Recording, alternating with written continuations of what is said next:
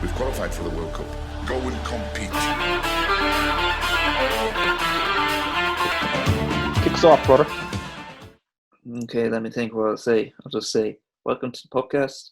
It's Flynn and Dave, and we're going to be discussing the FIFA World Cup semi-final 2014. I'll just go into it, because fuck Yeah. it hurts. Okay.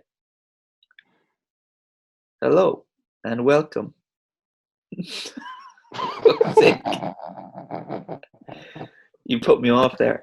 All right, Okay. I'll stop. All right, let me think. Hello, and welcome to the PUPcast. I'm your host, Flynn, and I'm with Dave tonight. The Germans will beat the shit out of them. It's very hard to beat the Germans. My dad on the 8th of July, 2014. Right. And today we're going to be reviewing a classic game because we're stuck in quarantine and there's no new football. And we're going to be looking back at the 2014 World Cup semi-final between Brazil and Germany. So I think we all remember this game. How could you forget? It's probably the most memorable game of our lives, I would say.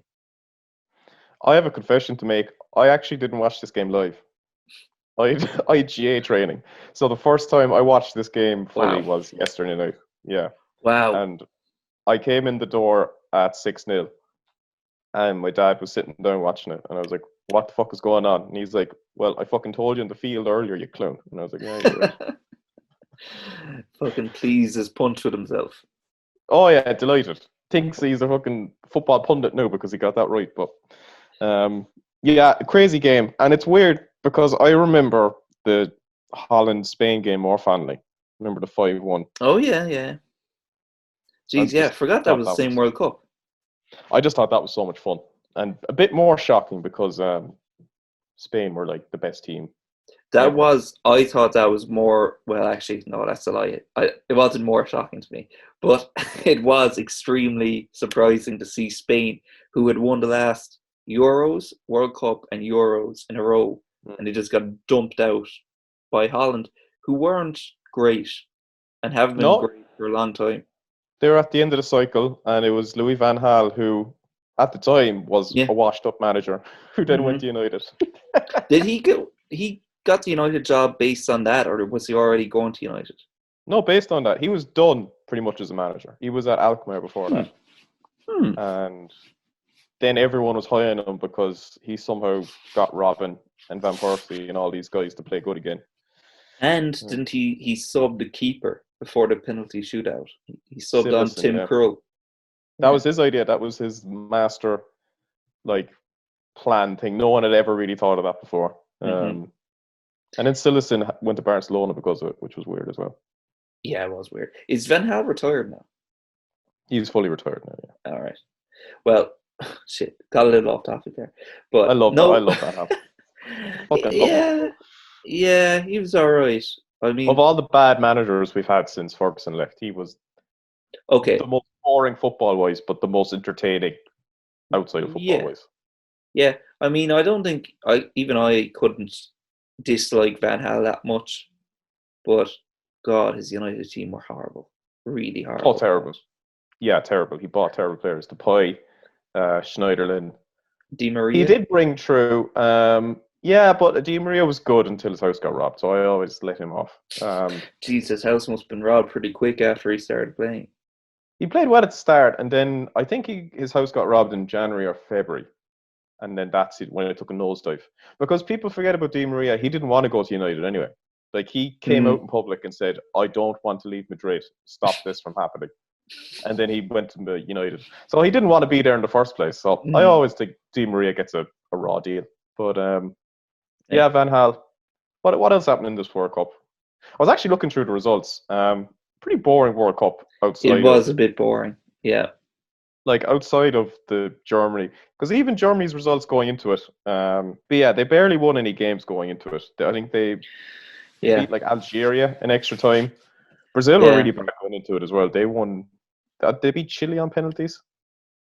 Well, yeah, I remember Germany going into it. They were winning maybe by 1-0 against some minnows, some really small teams, and everyone was like, Sure, and they're no great shakes themselves. Like, and Yeah. then once it was go time, they goed. Yeah, the knockouts they turned it on.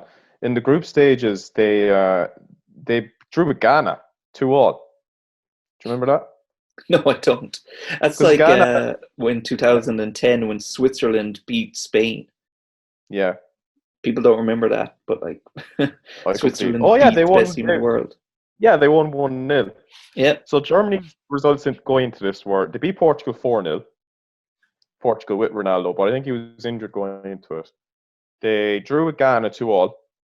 Um, Kieran's striker of the year, his brother scored for Ghana, and Asamoah Gyan. And then they beat the United States 1-0. Yeah. So they were hard convincing. Um, No, but and Big Game Ronnie only scored 1 goal in that World Cup as well. So Big Game Ronaldo, as people call him now. what a spoofer. Anyway, yeah. So Brazil at the time, because it was on in their home country, had a lot of pressure on them coming into this game. Well, actually, I just want to go back because you were saying you only saw it coming in the door, like you saw it was 6-0. But I was watching it live, and I think the feeling that I had and that a lot of people probably had was maybe after like the fifth goal, you just thought you weren't watching reality, that it felt like this wasn't actually happening, and you were like, what's going on here? It was more confusion than amazement. Like I was amazed after the first few goals, and then after the fifth goal, I was like, this can't be happening, can it?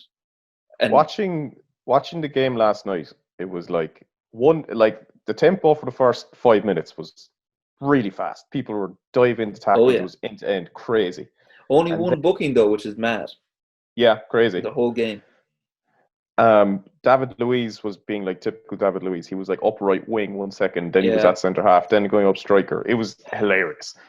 But then the game to me kind of felt dead at the third goal because that's yeah, when you saw the camera panning around and people yeah. crying.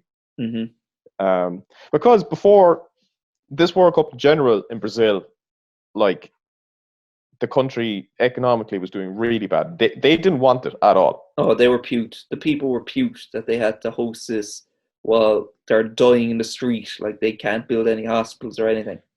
Their infrastructure was really bad.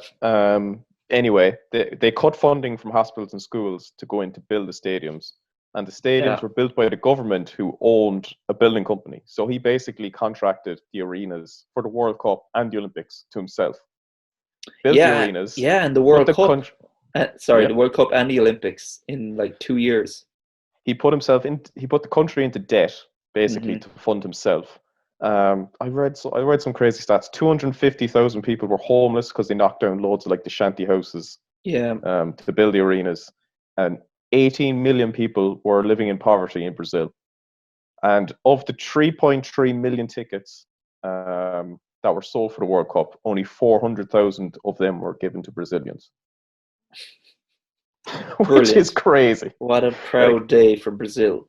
it's not even like a sixth of the tickets were made available to Brazilians, which is crazy to think about. Yeah, well, the So, whole thing was a fucking disaster. but then when the game happened, before the game, like obviously Neymar got injured in the game before it. Mm. So before the game, David Luiz is holding like a Neymar jersey Oh, up to the crowd, and people are cringe. going nuts, and it's like Brazilian pride. It's amazing, and like him and Julio Cesar are like arm in arm holding the jersey like as the anthem is being sung, and you're watching it. And I even watched it last night, thinking, man, this crowd are up for it, Yeah. and then it just completely turns. Well, It's yeah. You know what's mad about it is the way, expected goals. yeah. You know the stat. It's like used by like Opta stats and stuff, where it's like, Every old footballer thinks it's rubbish as well, which is yeah, hilarious. it's just like a way of kind of measuring the likelihood of them scoring a goal. Like Yeah, if the chance is any good, how close they are to the goal when they shoot or whatever.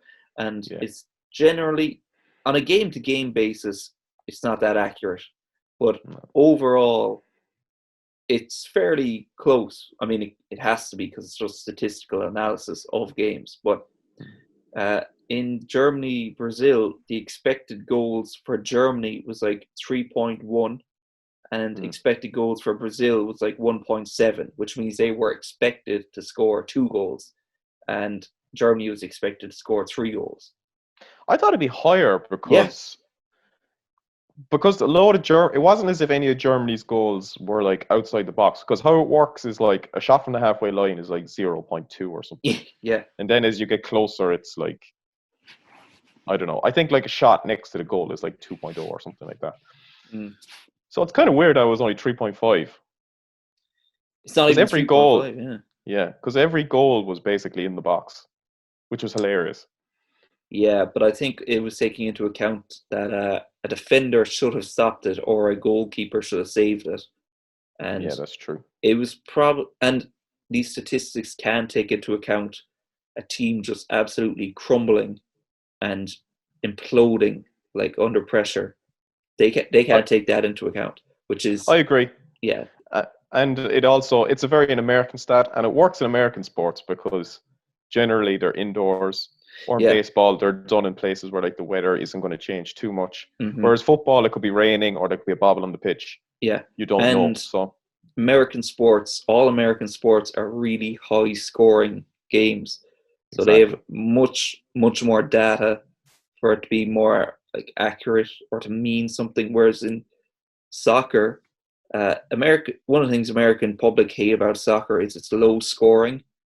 But I find that much more exciting. Like, I don't dislike basketball, but I find it hard to watch basketball because what it is to me is for, I don't know, an hour. I don't even know how long the games go on, but it's 48 minutes. But... All right, 48 minutes. It's like team gets the ball, run up the other end, almost always score. Then the other team gets the ball, run up the other end, almost always score. And it's just trading scores for the whole game. And I guess that's kind of interesting, but when there's constant scoring, it's not as exciting to me as where one error or one goal is going to change everything, like in soccer, usually. That's fair. And I think football in general is a better week-to-week sport because of what you said. Yeah. But a playoff basketball game when like teams, like really good teams are trading baskets or like one block wins the game is pretty fun to watch. But before we go any further, do you want to go through the teams? Yeah. Because this Brazil team, Kieran said it last night, and I forgot how shit it was. I actually don't think it's that bad, but go on. Okay, Julio Cesar in goal, who was probably coming towards the end of his peak. He was, but he was still a very good keeper, I think. I think he went to QPR after this. Oh, fuck. Yeah. Mike on at right back, he was kind of past his best. He was past it, all right. He was past it in 2011 when Bale made mincemeat of him. That's true. David Luiz, who was probably the best Brazilian that night, watching it back last night. It's amazing because he was somehow the best and the worst player on the field because he was trying so hard. Like, he really, really wanted to do something or to make a difference. And by trying so hard, he was caught out of position up the field 50 or 60 times. Like, it was embarrassing watching him play sometimes. And then at other times, you're like, well, he actually is trying to do something. And I felt really bad for him. That was the only point up to that time where I felt bad for David Luiz rather than laughed at him for being an idiot. I felt really bad for him. But, he brought it on himself in this game. I thought he actually played pretty well, and I actually didn't think many of the goals were his fault. I thought like Dante next to him was just trot, and you forget that Thiago Silva was actually missing this game as well. Yeah, Silva and Neymar, their two most important players, were gone. So I don't know what they beat them anyway, but then they had Dante, who was terrible. He did an interview after. Where he said when he went back to Germany, the people of Germany are showing him no respect. They bring up the game. They bring up this game, and it really hurts me. I can't believe they do this. Yeah. Well, Dante and he's not even peaked. Yeah, that was his peak. Marcelo left back, who I forgot how pudgy he was. He was Oh, pretty yeah. pudgy in that Brazil jersey. Mm. You need a bit of a belly coming out. A lot of this Brazilian team look like boys next to the German team. Yeah, they looked unprofessional. Yeah. Actually, speaking of that, fucking Ronaldinho getting sent to prison for trying to leave the country with a fake passport. Oh my god! Did you hear about when he left? There was people crying. There When was you people left the crying. prison, Yeah, there was people crying in the prison when he left because he was just such a nice guy. I heard he was just playing football in the prisons and like scoring 20 goals every break. Yeah, apparently he got on really well with everyone, and they just loved him. I'd say he would, because in prison, the top guys, whoever's in the prison, the shot callers or whatever, and the guards, they all just, I mean, they live total monotony and emptiness like for years, like decades. And to have fucking Ronaldinho come into prison must just be like, wow, it's Ronaldinho. Right. Well, like no one's gonna mess with him. No one's gonna, fuck around with Ronaldinho because they're just like, we actually have someone here like a true Brazilian legend or whatever. So let's just play football and enjoy ourselves. I think I told the story about this on the PUPcast years ago, but no. Ronaldinho, the Irish boxer, some Irish boxer got like a silver medal in the Olympics, and he was going home to celebrate, and it was the day before the final of the Olympics soccer. So it was like Brazil versus like Argentina or something, and he said he was going back to his room at 3:00 celebrating. And he said he met Ronaldinho in the hallway with 2 Swedish volleyball players, one in either arm, going into his room. Fair play. Ronaldinho, the GOAT. Look, I mean, people say he wasted his talent. I don't think he did. I don't think he did either. He fulfilled his promise, his potential, and he spent all his time. Maybe he could have been better. He could have been even better. But, I mean, he was the best player in the world. And he was just, having orgies with supermodels every night or whatever. Yeah. In many ways, he's more of a winner than Messi or Ronaldo. Yeah, I mean, they all have Ballon d'Ors. I mean, Messi and Ronaldo have like 5 or 6, but Ronaldinho has a Ballon d'Or as well. Yeah. What's 5 Ballon d'Ors and you have one? Like, I don't know. Fernandinho and Luis Gustavo in midfield. They were pretty bad. They were bad. I'm just looking at the whole team and I'm thinking they're not like cast-offs or terrible players. All these players were playing at this time were playing for top teams, other than maybe Julio Cesar. I don't know. I don't know about that. Who was Dante playing for? Bayern Munich. Was he? Yeah. Oh, right. Okay. Well, yeah. Hulk. Don't think he was at any major club. Okay, fine. They weren't at super big clubs. I think he was at Shakhtar Donetsk. Yeah, he looked like a little boy in this game. He was terrible. I thought he was the worst player on the field. I think so. Well, him and Hulk were both pretty bad. Hulk was just... People used to think he was muscular. He was just fat. He was fat. He was the fat kid on the playground. That he was never going to be good. Well, I mean, at least he was not the puny kid on the playground like Bernard, who just got shoved around and like ran into Neuer and just bounced off him.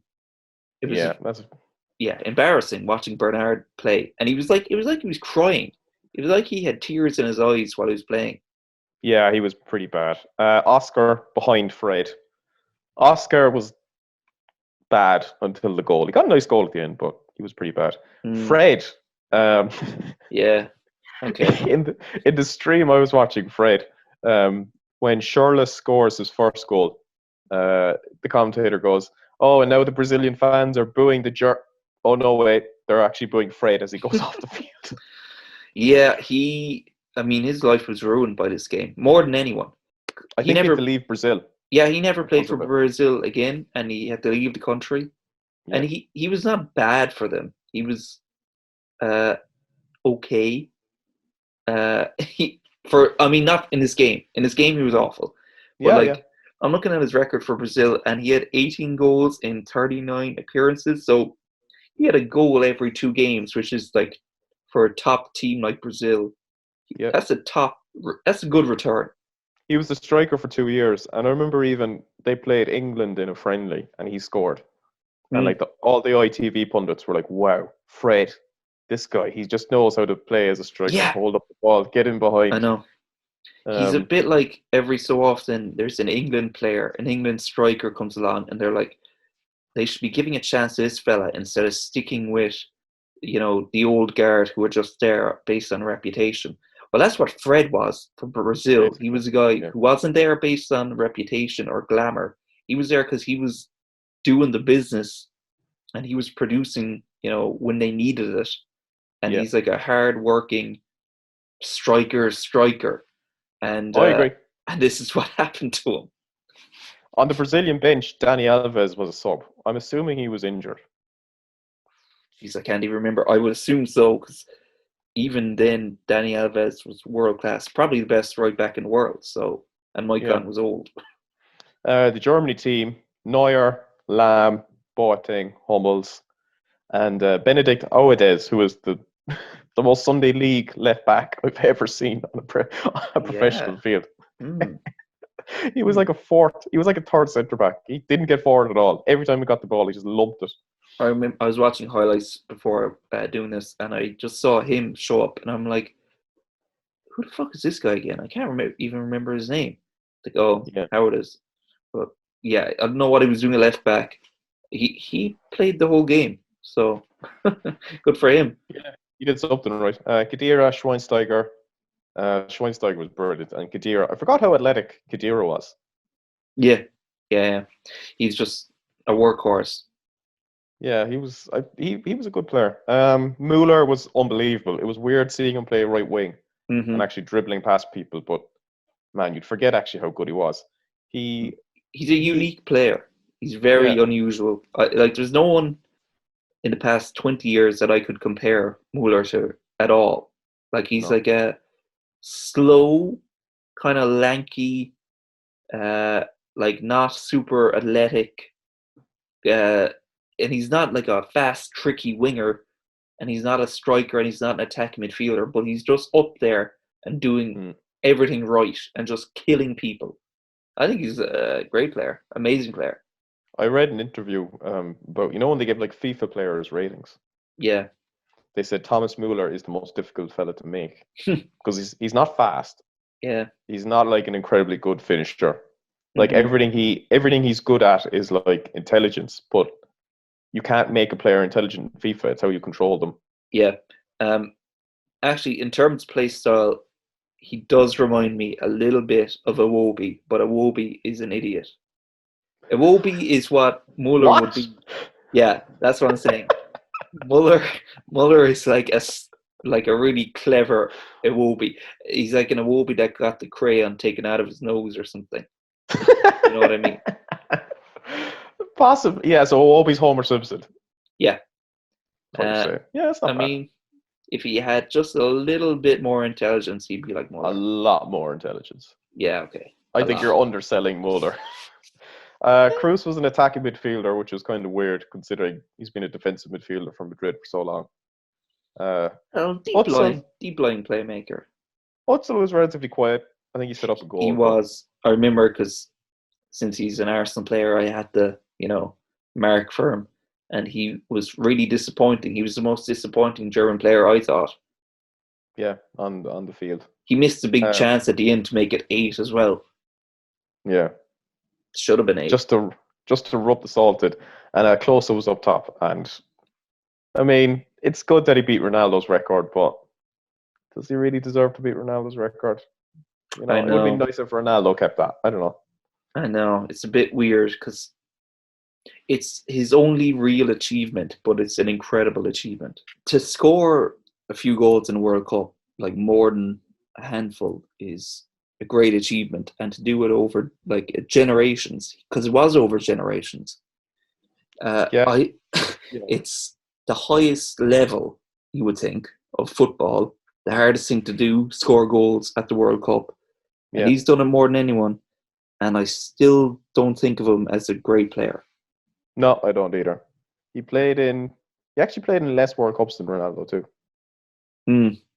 Played in 2002, 2006, 2010, 2014. Ronaldo technically played in 90. Did he play in 94, 98? Did he play 94? I think he was in the Brazil squad, but I don't think he actually played. Okay. Yeah, but he played in 98, 2002, 2006, 2010. So, yeah, and then the Germany bench is pretty bad. No, they might have been good at the time, and that's kind of the hard thing about looking back at these games, is that you kind of think of the players overall, and you kind of forget that they might have been good for a period of time. I know. But like the best players are like Schürrle, Podolski, Draxler. Podolski's another one like Klose, who was great for them internationally and in big games, and at club level was just kind of meh. Bang average, yeah. Mertesacker came on. I actually completely forgot about Mertesacker until I saw that. Oh, there you go. World Cup winner. And Arsenal at the time had so many World Cup winners. Yeah, it was hilarious. Yeah, Podolski. Also, yeah, 3 Germans. That's fucking nuts. Podolski, Ozil, Mertesacker, and is there someone else? Oh no, that's the same 3. as Staffy has the World Cup. He didn't play. He played the final, I think. I think he played the final. Oh, okay. Well, he wasn't in the squad that day. I think he played the final. He played the final and came off injured with a concussion, I think. Oh, I didn't know that.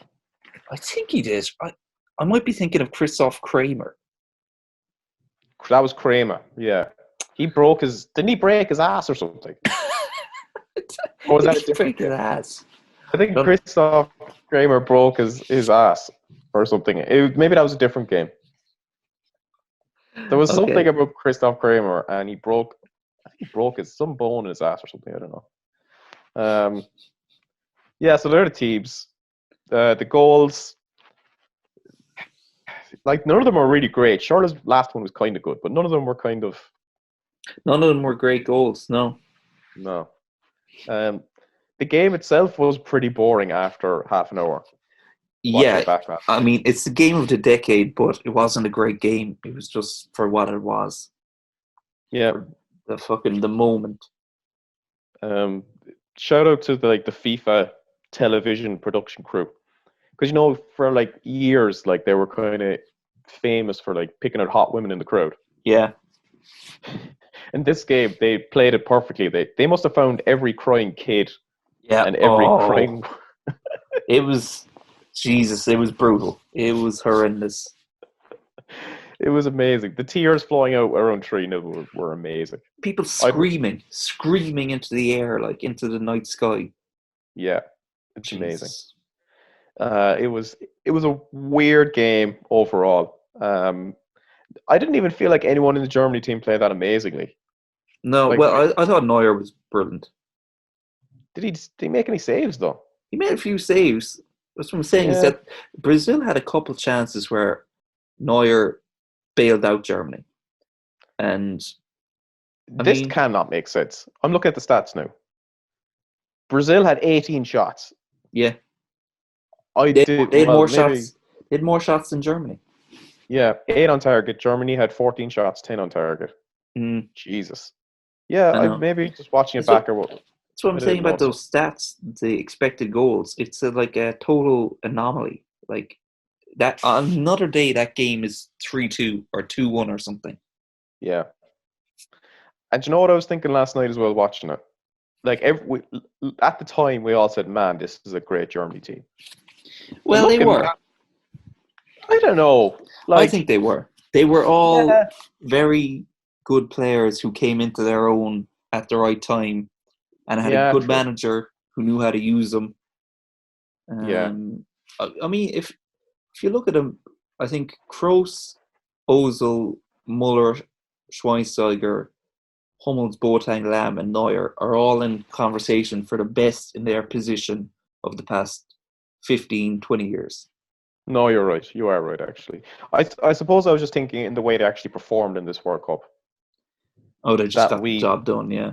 Yeah, they just got the job done. And then going into the next World Cup, we all just thought Germany were going to win it. You know what I mean? And then South Korea dump them out. Yeah, weird. That Germany team is weird. Because they were still young. They were still young at that time. They weren't, But I think a lot of those Brazilian players, okay, not a lot of them. Marcelo, actually. Okay, I just said something really stupid there. I was about to say you could say the same about some Brazilians. But really, only Marcelo and maybe Maicon were the best in their position at some point. The rest of them were like decent top level players. I wouldn't even say a lot of them were decent top level players, but yeah, you're probably right. Yeah, Of well, that 11, yeah. I mean, it's a bit. Yeah, and Neymar, of course, wasn't playing. But you said you think Neymar's overrated. I said he's underrated. Kieran said he's Oh, overrated. okay. Because I think he's almost underrated as well. I think pre-PSG, he was on the rise to being not Messi and Ronaldo level, because obviously no one is Messi or Ronaldo level, but like Zidane, Iniesta, Yeah, Kaká, like Ballon d'Or level. and for what he was doing for Brazil, I wouldn't say he's at Messi Ronaldo level, but if he was performing the way he was for them, and if he had brought them to the World Cup final or won the World Cup, I mean, he'd be in conversation for best player in the world, definitely. At that time, 100%. Because even this World Cup, Messi kind of struggled with that Argentina team, and that Argentina team was pretty good. I know they got to the final, but they kind of struggled to get there. It was basically Messi bailing them out every single game. He did bail them out a lot. Which drives me nuts when people talk about the Messi-Ronaldo debate. That, big game Ronnie. When, like, people forget Ronaldo. In the Euros, he didn't even play in the final. He got taken off in the first couple minutes. And for Real Madrid, people just completely forget he played with Ramos, Modric, Kroos, Varane, Benzema, Bale.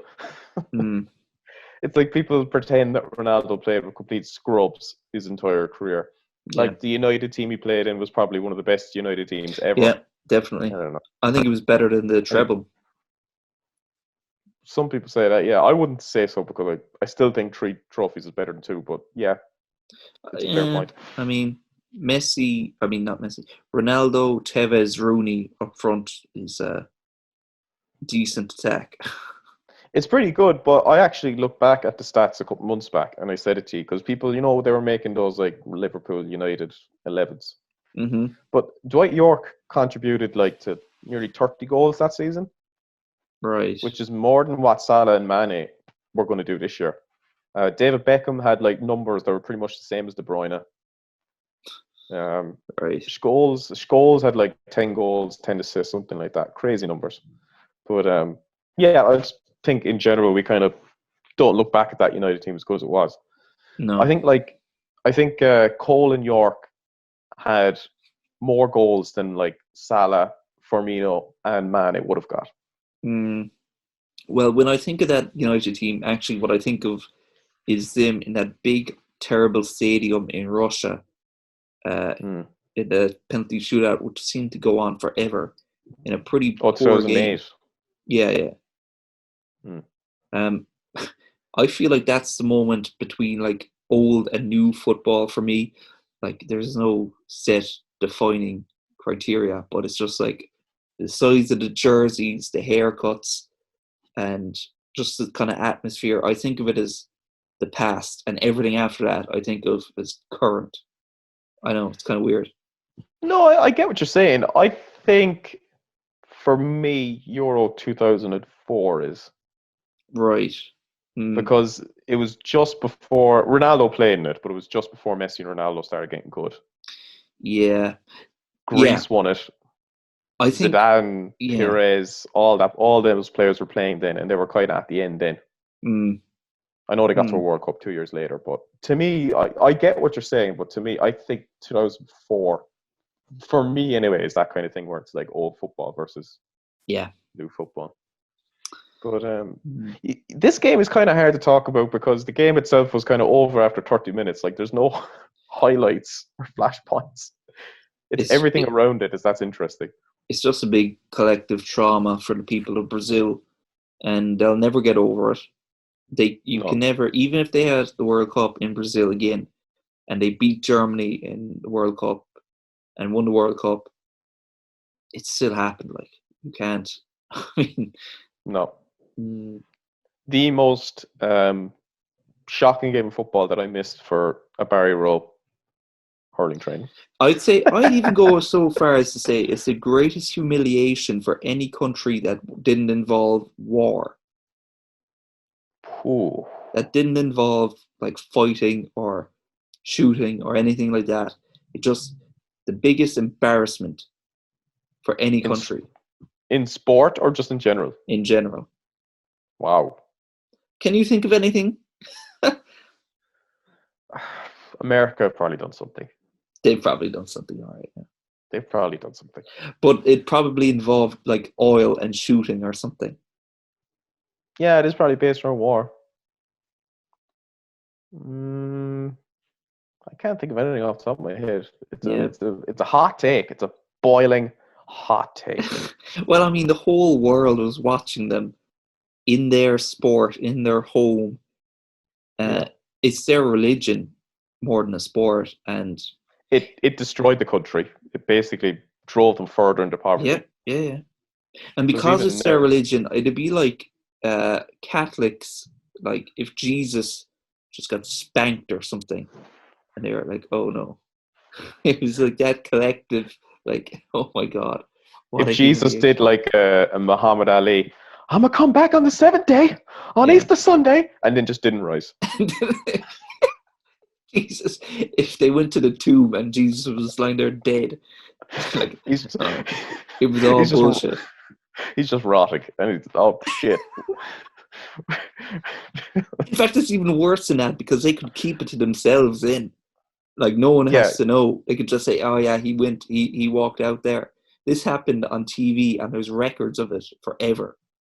Yeah, like you could just pretend, the Jesus guy, he wasn't legit. We didn't believe him. Yeah. Any final thoughts? Fair play to Brazil for keeping going and scoring a goal. The power of perseverance. I mean, they got something. Oscar's face when he scored that goal was just like... And Germany were pissed off. They were really annoyed. Yeah, they were really annoyed. It's almost like they shouldn't have scored. 7-0 would have been a bit cooler than 7-1. Yeah. Or maybe the one makes it like more lonely and depressing that they actually scored a goal. Do you remember when news broadcasts were like the ticker at the bottom where they would show news? I remember the news saying, like showing the score and saying like Brazil 1, Germany 7, and they had to put in brackets next to it 7, like spelled out in English, in case people thought it was a misprint or something. That's mad. Yeah. And then the final was just super boring. Did you watch it with me? Yeah. Oh, we missed the first half. We were in the car heading up to Cork to Max's house? And Mike's place, yeah. Yeah. And it went to extra time. Mm-hmm. And it was super boring. Yeah, and we went out that night and got drunk. Yeah. Remember Mike missed the goal because he went to the fridge and he missed the only goal in 120 minutes of football. Mike. Undone by the fridge. Before we finish up, I have 2 things I want to talk about. Okay. 1, can anyone tell me why Sky Sports are still charging people €90 a month for Zoom calls? It just seems like everything on Sky right now is like Zoom calls. Oh, right. Okay. Yeah. Okay. Yeah. What is up with that? Look, they have nothing else they can do. Their only other option is to show darts from like 1971 or something. Did you hear someone got knocked out of the darts? I don't know, was it the World Championships or something? I don't know. By a woman? Because his Wi-Fi wasn't good enough. So they're making everyone play darts at home for like some darts tournament. And this guy who's 1-2, he's like some Scottish dude, got knocked out because his Wi-Fi connection wasn't good enough to broadcast. Wow. Yeah, pretty crazy. Wave of the future. There was darts recently, the World Championship, where like for the first time a woman beat a man in like the full-on competitive game. I think she beat multiple men. I can't remember her name, but yeah. I mean, darts is a pretty lad culture centric kind of world. Fair play to her. Something I never got into darts. Look, no one likes darts. They just like, that's something that Sky deserve a bit of credit for, is turning darts into what it is, which is like a big spectator sport worth a lot of money. I mean, they took the most stupid game. Lads throwing Yeah. fucking pins at the wall. Yeah. Like in the pub. It was a pub game. And they Mhm, turned it into this like glamorous WWE style thing. It's amazing how far you can get by giving people entrance music. Yeah, pretty much. Yeah, they basically turned it into WWE. Now that you think about it, it's actually hitting me home now. Yeah. They'd have entrances. They'd come out with women. They'd wear flashy shirts. Characters. They have to have characters, everyone. Yeah, I never thought of that. They all had Like- a nickname. The Power, Yeah. Phil the Power Taylor. I don't know the rest of them, but I know. Snakebite, the guy with the coloured mohawk and stuff. oh, I forgot him. Yeah, Yeah. And then there are really boring lads, like, who are just, like, they just have no personality whatsoever, and they have to go really far to try to make them interesting. Give them names like the Titan, and make them walk out to, like, Darude Sandstorm or something with, like, Yeah. naked women.